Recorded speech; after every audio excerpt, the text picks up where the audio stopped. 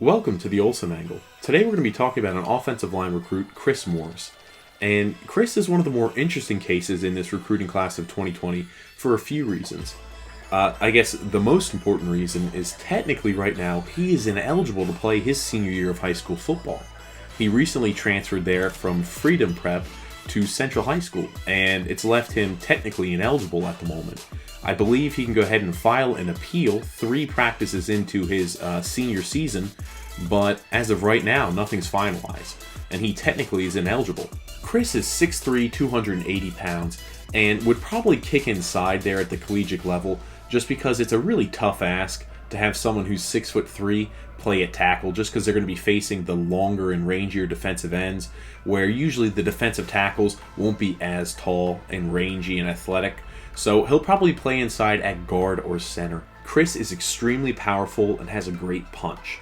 We're going to see that in the highlights. We're also going to see that he's got great feet and is extremely athletic. But a little caveat with that is his footwork at times can be a little sporadic. Improving footwork for Chris is going to be an easy ask, and it's because he's extremely athletic and has great feet. So it's really just going to come down to practice and repetition.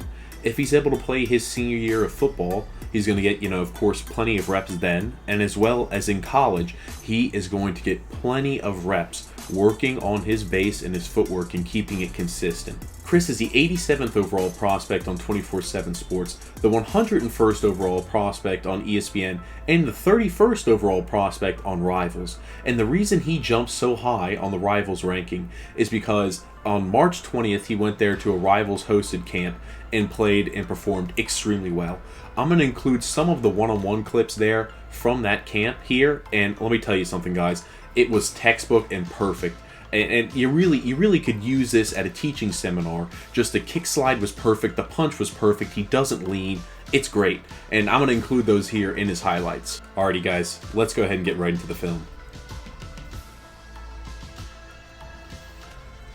So guys, that is what I mean. I'm going to hit pause and I'm going to go ahead and rewind that. That is what I mean by he has a little bit of sporadic footwork. I had an old offensive line coach that used to call it, you got a little bit of the happy feet syndrome. And let me go ahead and rewind it just so you can see what I'm saying. On this highlight, he gets jolted by the defensive end, and his feet and his base get really close. So that, of course, is not optimal when you're an offensive lineman. You don't want that to happen. Holy crap. That double team, my God, I'm in awe. So he, just off of initial surge there with the guard, went ahead and knocked the defensive end straight down. It was almost a Herculean blow and got right to the front side linebacker. That was a great double team. It'd like his head on the inside there if they're blocking, for a run up the middle. Had his head to the outside. I'm being a little nitpicky right there, but it was a good block. There's another double team that knocked the guy back 5 yards. Great job on the double teams. And when I say he's doing a great job on the double teams, that's important. Some of you might think, it's not as important, he's doing a good job on double teams. That means he's coached up well, where they're working hip to hip and working there as a unit. They're not like a wedge where they're working against each other. They're working there in tandem, pushing the guy forward. So it's important to have good double teams.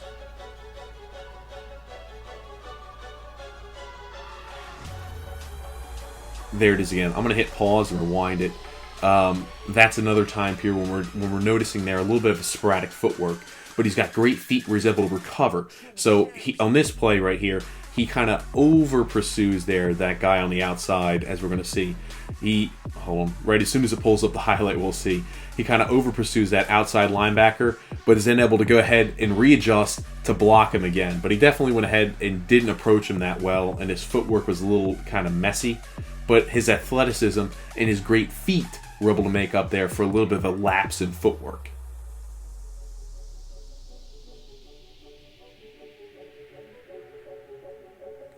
He gets push.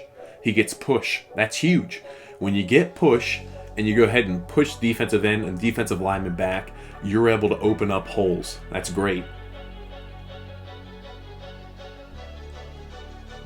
He's a fighter too. That's one thing you're also going to see there in the highlights. He is a fighter. He does not quit on plays. That's huge. It's hugely important.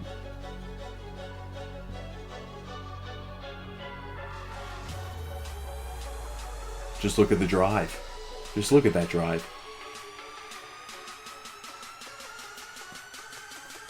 5, 6, 7 yards downfield, pushing the defensive lineman, and he doesn't stop. It speaks to the character and the heart. It's huge.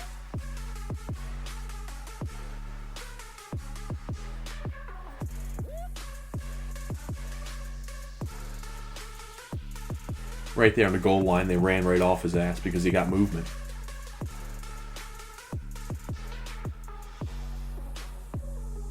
He's got so many highlights back to back to back to back to back. It was a good job on that pass rush there. He didn't lean at the guy. He waited for him. He knew who his assignment was. He picked him up. Good job. Yeah, there's another time period. I know, he kind of got the block done, but his feet were just really, really questionable.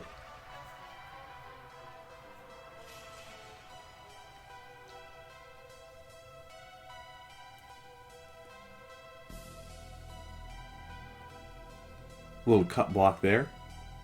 A cut block and the running back ran right off him, or the quarterback ran right off him. There's the upper body strength and the punch I was talking about. Right, they had an all slide protection there to the right. He slides, he picks up his guy. He times his punch so perfectly, he knocks the guy down immediately. It wasn't like, what you see in these offensive line highlights there in high school, where on a pass block, a guy gets a hold of somebody and just drives him into the ground. No, Chris sat back, he timed his punch perfectly and knocked the guy straight to the ground. I don't think, it's hard to conceptualize for a lot of people how difficult it is to knock and pancake a guy just off of the punch alone. That is so much strength in a perfectly timed punch. Guys, I know I also said I would include some highlights from that recent Rivals camp there on March 20th of some pass pro there and one-on-ones, and here those are. That right there, guys, was textbook, right? He does a good job on his kick slide. He doesn't lean at the defensive end, and he jolts him at the perfect time with that left hand. So where he doesn't have to, he doesn't do too late, doesn't do too early on the punch, to where, if he's too early, he's going to wind up leaning at the guy, and he's going to have to do anything he can to recover. If he's too late, he's not going to have the power in the punch. But he times that punch perfectly, to accompany a great kick slide, so he's able to go ahead and keep that defensive end at bay, and he's able to go ahead and hinder the defensive end's pass rush abilities. It was great. That is perfect. If you're teaching kids, if you're teaching even high school students how to do a one-on-one, that is exactly what you're looking for in an offensive tackle. That's great. Great job. That is textbook, guys. Now, the defensive end starts working outside and then tries to cut in. So what Chris does, instead of leaning at the defensive end, is he continues to move his feet. He uses, he's very light on his feet, and he moves his feet extremely well. So instead of him leaning at him, he was able to go ahead and reposition himself to where he got good hands on the defensive end, and it resulted there in a pancake.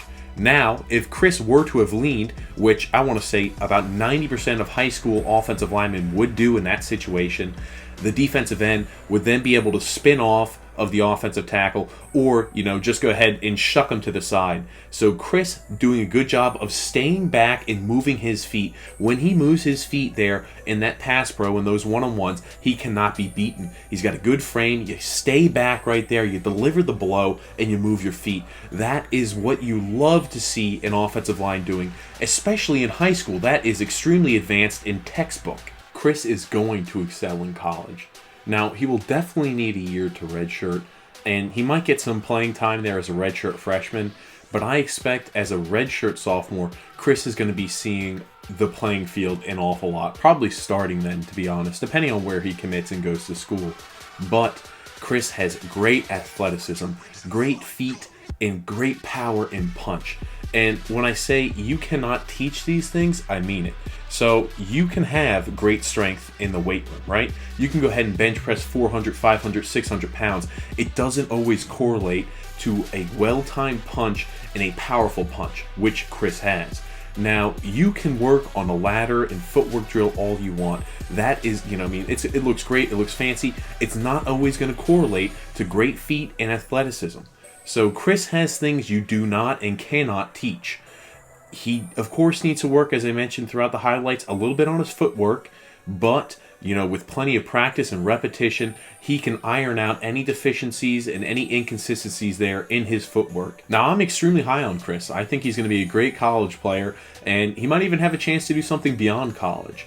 He's got things you just can't teach. Thanks for much for watching the video, guys. I really do appreciate it. If you liked it, consider subscribing there and liking us on Facebook and Twitter at The Olsen Angle.